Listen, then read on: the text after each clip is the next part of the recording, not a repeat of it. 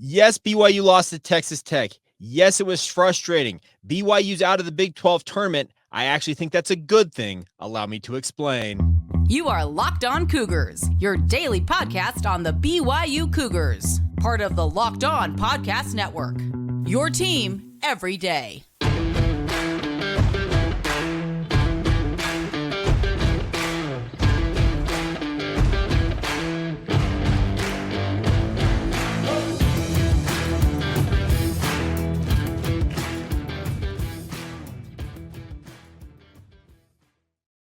What's up, everybody? I'm Jake Hatch, your host here on Locked On Cougars, your resident BYU insider. Thank you for making Locked On Cougars your first listen of the day. Appreciate all of you who are everydayers with us right here on the Locked On Podcast Network. The motto is your team every day, and as such, this is your original daily podcast focused on all things BYU sports, and it is brought to you today by our friends over at FanDuel. Make every moment more with FanDuel. New customers join today will get $200 in bonus bets if your first bet of $5 or more wins. Visit FanDuel.com/LockedOn to get started.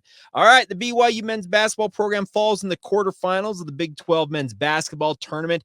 They lose to the Texas Tech Red Raiders. 81-67 was the final, and here's the thing. BYU is going to benefit from this loss, and I will say that right up front right now, simply for one reason in my mind. It's because of what Richie Saunders said after this game.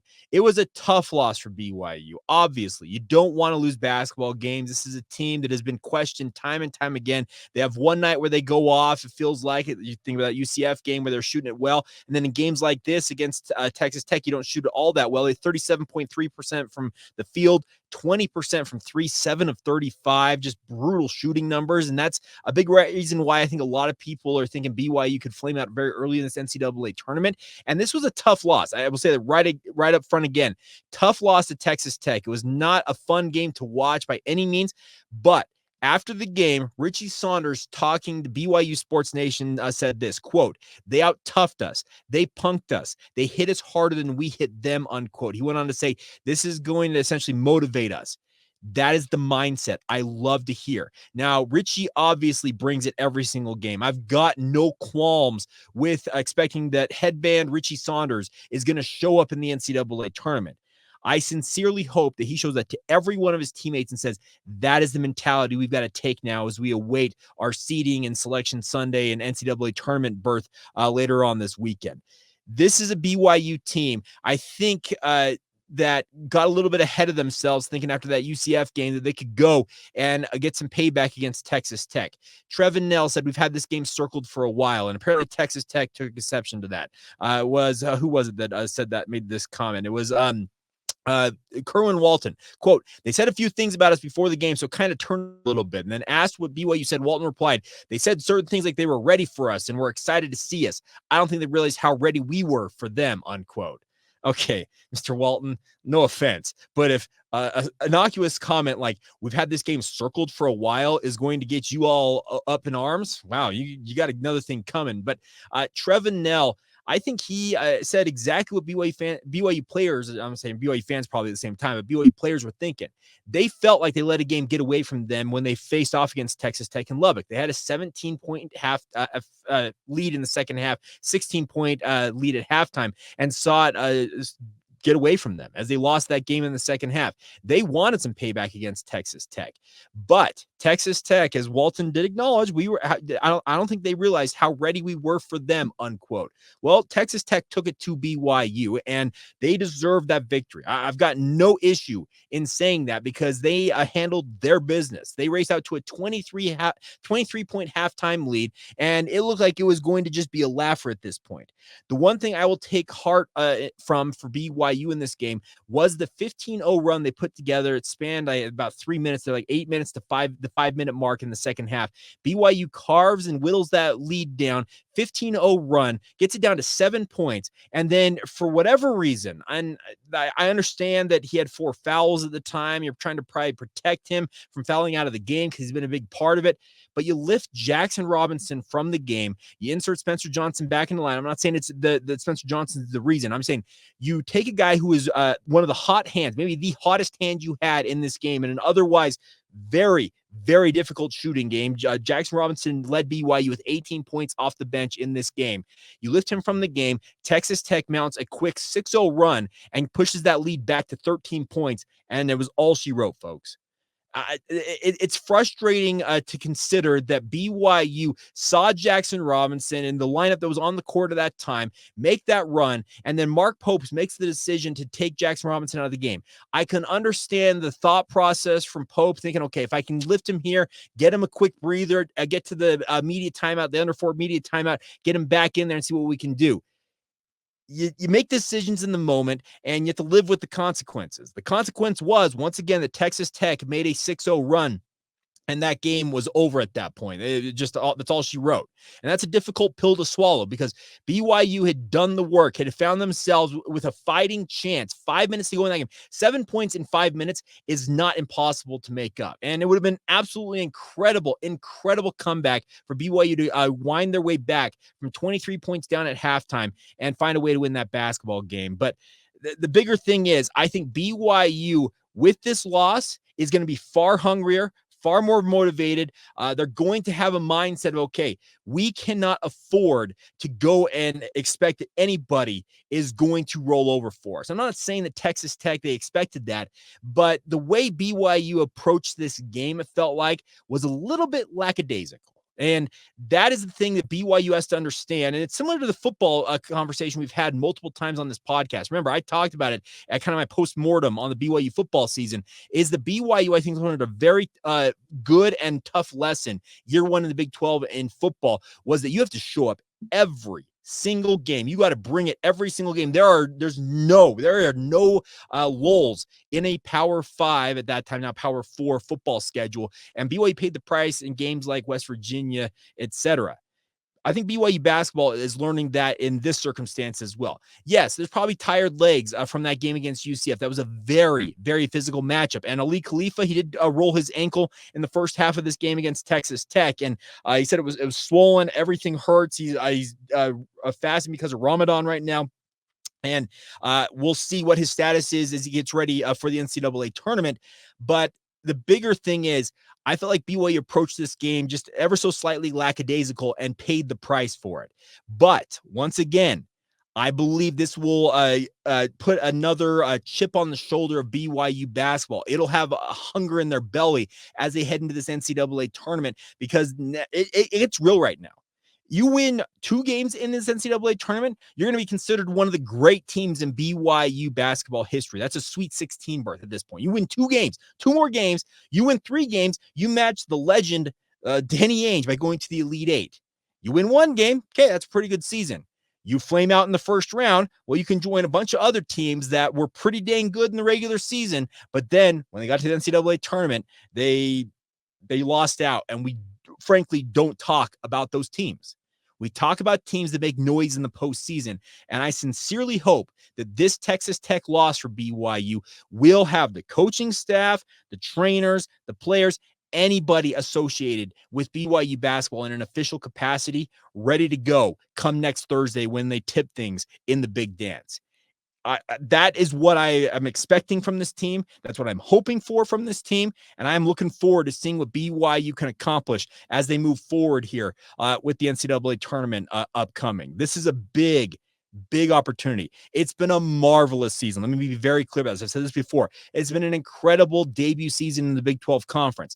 But if you want to stamp it and just make it one of the quote-unquote all-time basketball seasons in BYU basketball history, you got to go out and make some noise in March Madness. You go one and done in the NCAA tournament, you kind of join a heap of other teams out there that were pretty good in the regular season, but couldn't get it done come postseason time. And for that reason alone, I believe that BYU will be better for this loss against Texas Tech, because I think is absolutely going to have them ready to go come next Thursday. And if they're not, well, we'll have to dig into that and find out exactly why they didn't have it. But I'm expecting them to be ready to go when they get on the court, wherever it is, Pittsburgh, Salt Lake City, or anywhere else in the NCAA first and second round sites.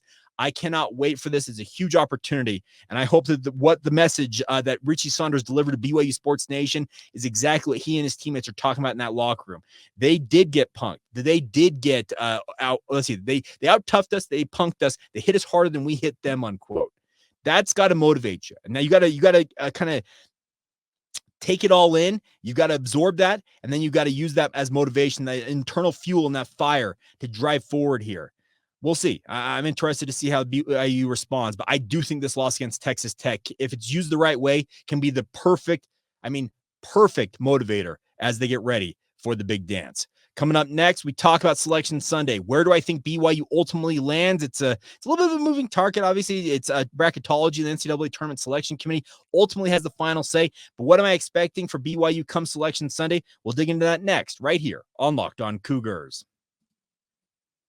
Today's show is brought to you by our friends, a new friend over at Robinhood. You know, even if you have a 401k for retirement, you can still have an IRA alongside it. Robinhood is the only IRA that gives you a 3% boost on every dollar you contribute when you subscribe to Robinhood Gold, my friends. But get this, now through April 30th, Robinhood is even boosting every single dollar you transfer in from another retirement or other retirement accounts, with a 3% match. That's right, no cap on the 3% match from our friends at Robinhood.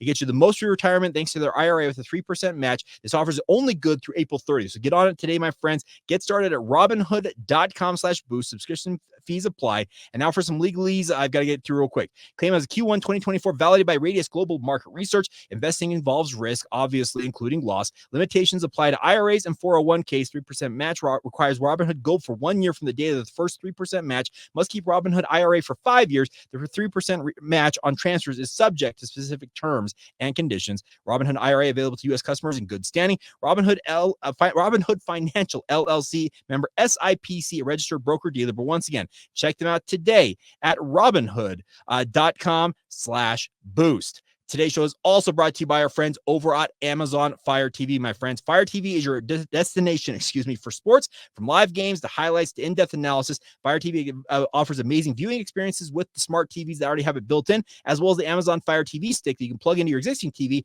that provides access to millions of movies and TV episodes, as well as free and live TV, my friends. Whether it's opening weekend of baseball, the college basketball tournament upcoming, you're going to want to have Fire TV in your back pocket, so take advantage of it today. They also have created the Fire TV Channels app that delivers a constant supply of the latest videos for your favorite sports brands, all for free. That includes all of us here at Locked On and most of the big pro leagues, as well as college conferences as well. Fire TV Channels let you dive into the game analysis, highlights, and more to keep up to date on the latest in the world of sports, March Madness, NBA, MLB, and plenty more. Not to mention great news, entertainment, gaming, travel, and cooking videos as well. Check out Amazon Fire TV Channels app on the Fire TV and Alexa devices today, my friends. If you've not checked them out already, you should. Trust me on this. Go to amazon.com/LockedOnFireTV. That's amazon.com/FireTV.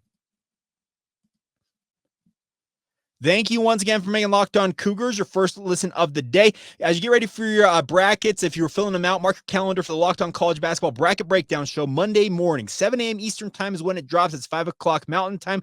Experts Andy Patton and Isaac Shade, who are two good friends of mine, will break down their brackets and discuss everything you need to know about filling out a winning bracket, as well as preparing for this year's NCAA Tournament. Find the Locked On Bracket Breakdown Monday, March 18th on the Locked On College Basketball Podcast, wherever you get your podcasts, and also on YouTube.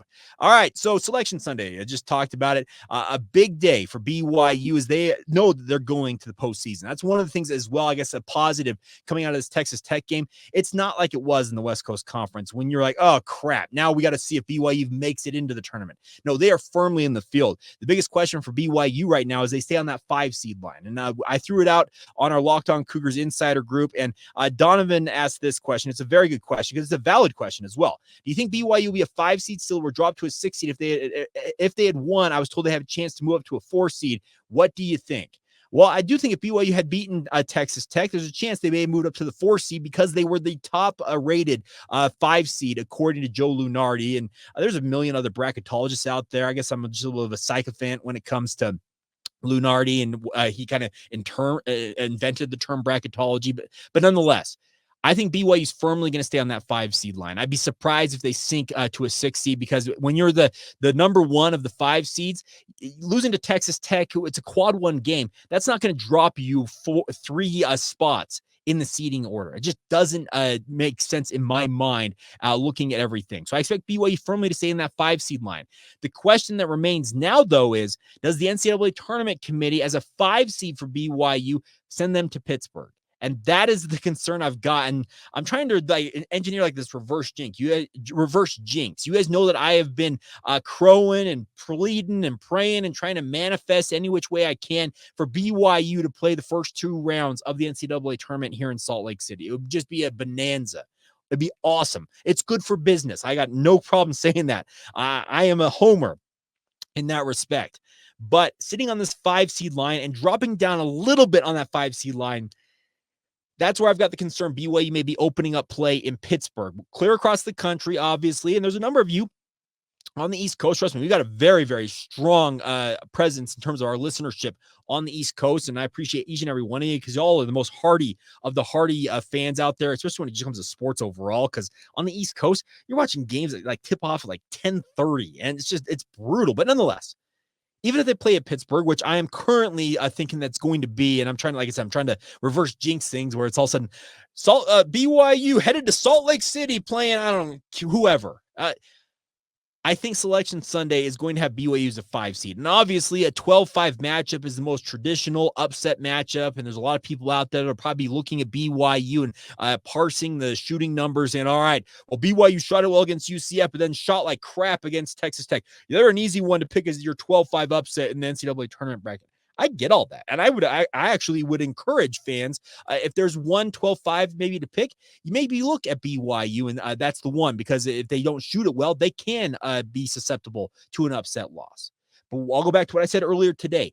I think what happened against Texas Tech is going to have BYU ripping and roaring and ready to go come tip-off on Thursday when they open up play in the NCAA tournament.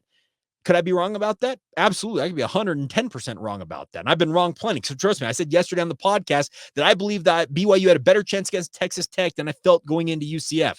Well, how wrong did that look in retrospect? But I've done this show. I've recorded a 1,500 plus podcast, and I have been wrong way too many times to count. And I will continue to be wrong at multiple junctures in this journey with this podcast. But the biggest thing for BYU right now is get ready, because this is, once again, this is where legacies are made for NCAA teams. And what I mean by that is we don't talk about regular seasons unless you went undefeated in a regular season. And BYU is far from undefeated. The bigger thing is when it comes to the March Madness NCAA tournament, one shining moment, it's all what you did. The 64 teams that are in the first round, well, 32 of them are going home that very night. And you don't want to be one of those teams because you become that also ran. You get forgotten almost immediately.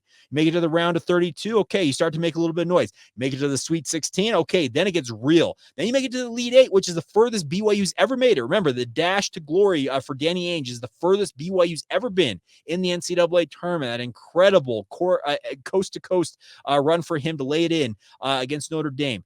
If you make it to the Elite Eight, if you win 3 games here for BYU basketball, you are being considered one of maybe the top 3 teams in BYU basketball history. That is how razor thin this margin is for BYU to go from being an okay team that has an okay legacy to having one of the greatest legacies in BYU basketball history. So I'm looking forward to this. It's a huge, huge opportunity here. Andrew Light asked this, does the performance against Texas Tech make you nervous for the tournament? I can understand why it would make you nervous, but once again, I'll just say this. I do think that BYU is going to be properly motivated. They're going to kind of internalize everything that went wrong against Texas Tech, and they're going to be able to understand, okay, we have got to be able to get after it. The other thing is the NCAA tournament, those weekends, you have at least one day between games. They're not going to be playing every 24 hours like they would have been with the Big 12 tournament. The Big 12 tournament is one thing, and winning a Big 12 title is great and all, but once again, it's all about what's coming up next week for BYU.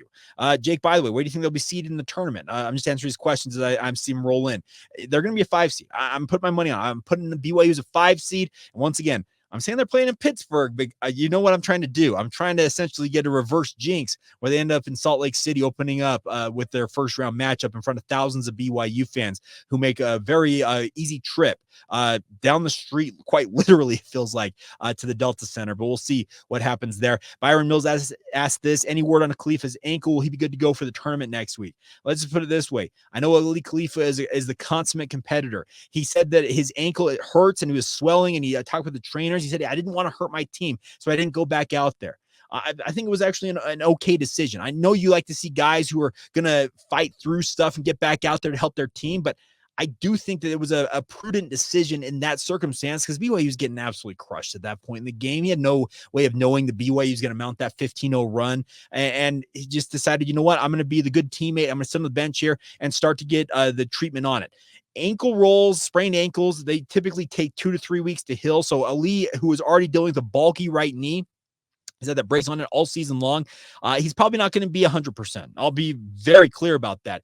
But I can assure you that this time of year, everybody is playing with dings and dents and minor/major injuries. But the whole goal is to make noise in March Madness. I would fully expect Ali Khalifa, unless he has some incredible, debilitating setback, will be on the court next Thursday for BYU. And I'm hoping that he is as good as he has been all season long, because when the Egyptian magician or Prince Ali or whatever nickname you want to give him is on the court, he is just so electric. And this is the time of year where, by the way, fans fall in love with dudes. I'm telling you, Ali Khalifa has got all of the makings of being a fan favorite this March for the BYU basketball program, but he's got to be on the court, no doubt about that. So we'll see what happens. I'm very interested to see where things ultimately shake out. But yeah, I am currently saying BYU Pittsburgh with a 5 seed. That is my prediction going into Selection Sunday, and I sincerely hope I am 100% wrong, and it's BYU whatever seed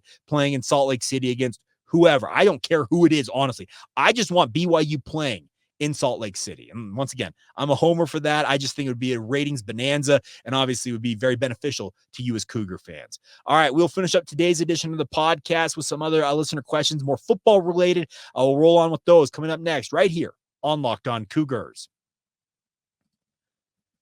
Today's show is brought to you by our friends over at Nissan. This week's March Madness bracket highlights brought to you by our friends over at Nissan. Each week we're picking one team that stands out, a team that's pushed it further than the rest, just like any of the all-new 2024 Nissan SUVs. These guys are able to take it to the next level. I'm going to pick one of BYU's former rivals, but we're going to talk about our friends over the Utah State Aggies. They're obviously this week's Nissan Rogue. This team absolutely surprised all of us with a powerful performance against New Mexico, giving their first outright Mountain West title in program history. They say win live, go Rogue, and that's exactly what the Aggies have done here. And BYU and Utah State, there's a scenario out there, my friends, that both of these teams could be playing in Salt Lake City, and obviously there's a chance they could meet up in the bracket. And trust me, Utah State is all kinds of miffed that BYU is not playing them in the regular season. That would be an incredible environment if it worked out. But nonetheless, it's good to see the Aggies making a run in their own right, and that's why Nissan is here as well. Take the Nissan Rogue, the Nissan Pathfinder, and the Nissan Armada, and go find your next big adventure with our friends at Nissan. They are representing all of us here at Locked On, as well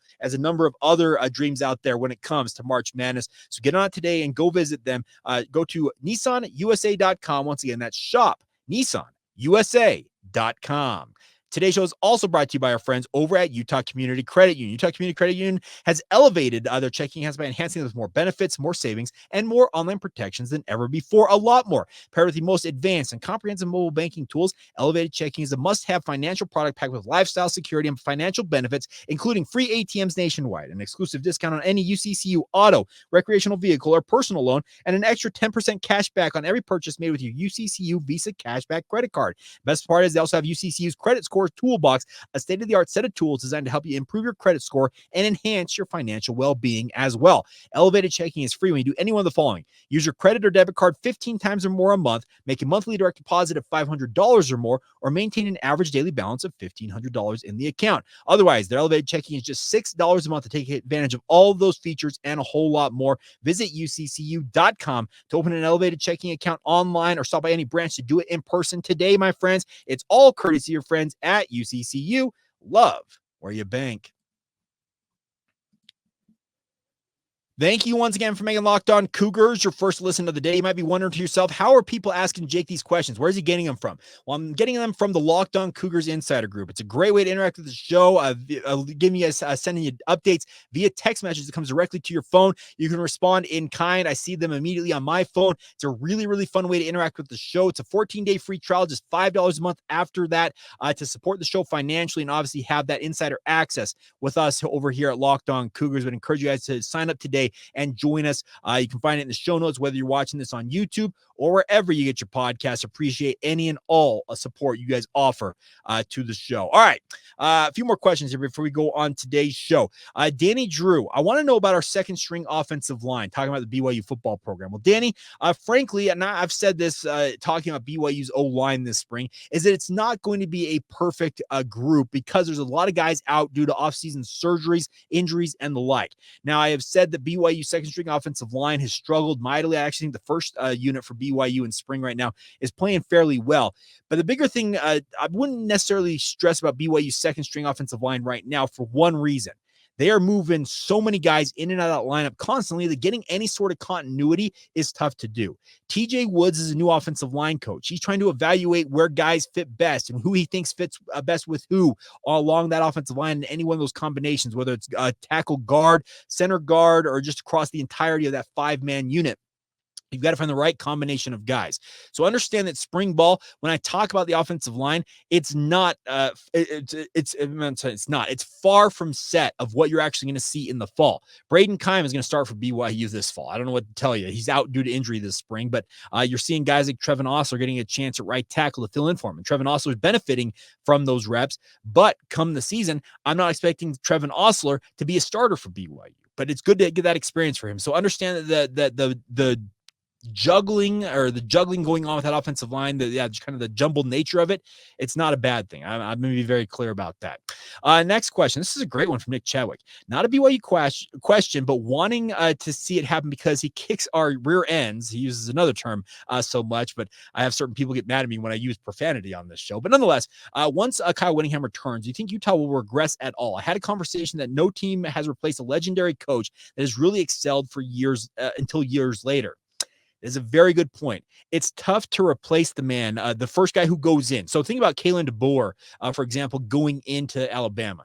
Okay, you know what? Nick Saban has done some incredible things at Alabama, legendary things at Alabama. Kalen DeBoer, I'm not sure what he can do to really live up to that legacy. And frankly, he's going to be judged against what Nick Saban did. And that's going to be very tough to live up to that. The one thing about the Utah situation with Kyle Whittingham is that if there is a coach or a protege that is as close to Kyle Whittingham in operations and how he operates things and everything, it's Morgan Scalley. And I don't know what's going to happen. I don't know when Kyle Whittingham's going to hang it up. And I don't know. I can't say that Utah will progress / regress. I can't say all of that. But the way that Morgan Scalley has been inside that program literally for decades at this point, watching it from the inside as a player, a graduate assistant, now a full-time assistant coach, and obviously now as the head coach in waiting at Utah, he knows how the sausage is made for Utah. Now, being in the big man's chair versus being one of his lieutenants is two different things. But I think if Utah is going to have some continuity rolling on, it's because Morgan Scalley already has seen the way things operate and will just kind of keep it rolling at Utah. But once again, when guys leave, programs traditionally have kind of backslid a little bit, and we'll see if Utah can avoid that. But yeah, I am interested, Nick. It's a great question. It's a valid question. It'd be very interesting to see if Utah can avoid that by any means. John Solomon, a great question here as well. What do you look forward to most this next scholastic year for BYU? And what is your ultimate goal for the podcast at the end of 2024? Geez, John, put me on the spot here. Scholastically for BYU, so you're talking about, I guess, like coming up in the fall or, okay, let me just put it this way.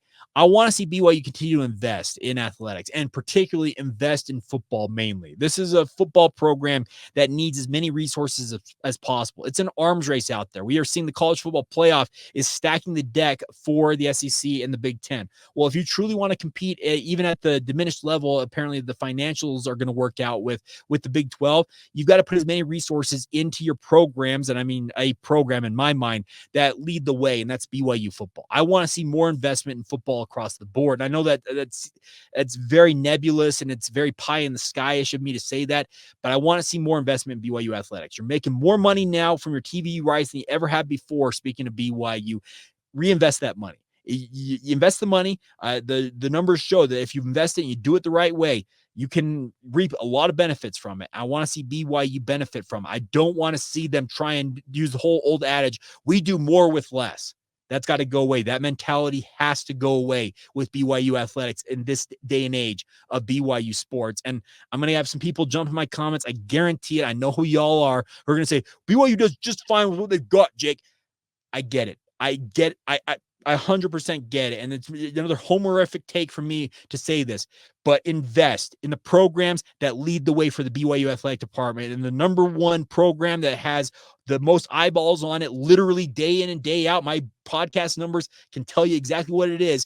BYU basketball is doing great things right now, but football still kicks its rear end in terms of my downloads and views and all the metrics that I gauge success on my podcast with. BYU football is the straw that stirs the drink for Brigham Young University. Invest in it. Benefit from it. You talk about it being a missionary tool. Well, guess what? Treat it that way. Get it out there in a more prominent spot than it has been at any point in its history. And it's been in some pretty prominent spots considering it's won a national title. But do everything you can to promote that football program. So that's I'll get off my soapbox on that. Now, with regards to the ultimate goal for the podcast, let me circle back with you on that, John. I'm going to think about that over the weekend. I'm going to circle back with you on an answer for that. I've got some ideas kicking around in my head, but I need to think about that one a little more deeply before I answer it. All right, I got a couple more questions here before we wrap up today's show. So let me get to these quickly here. Okay, first thing from Andy Stallings. How are you feeling about the quarterback situation now compared to 2 or 3 weeks ago when spring camp kicked off? It seems like we can try to move forward and have some, for lack of a better term, cautious optimism. Andy, I will say this. I do think there is cautious optimism that BYU will find an adequate quarterback. The thing about the quarterback situation is, remember how bad BYU's offensive line and running game was last year? If they can get back to doing what they did running the football in 2020, 2021, 2022, that quarterback play is actually going to be benefit because it's going to have a lot of the stress taken off of it. I thought Keaton Slovis was put in some tough spots last year. Jake Retzloff the same way. When the running game failed BYU, and it was absolutely putrid for weeks on end last season, it killed BYU. It just frankly killed them. So I actually think that the quarterback situation, yes, there is some cautious optimism, but the optimism for me is that BYU is reinvesting and trying to get back to doing what they were doing running the football. And if that pans out, if they start running the football better this fall, well, guess what? That quarterback play, it's going to look a heck of a lot better simply due to the fact it's literally not shouldering all of the pressure of BYU's offense on it like it was at multiple points during 2023. All right, the final question of today goes to Robert. He says this. Last year, Connor talked about some of the offensive line struggles that had to do with the zone scheme they ran. So far this spring, are we, speaking of BYU, sticking to that or changing things up? Here's the thing. BYU will always have that zone-based run scheme as their bread and butter in this offense. When it's run at its best, Tyler Algier sets a single-season rushing record for BYU. We all saw that with our own eyes.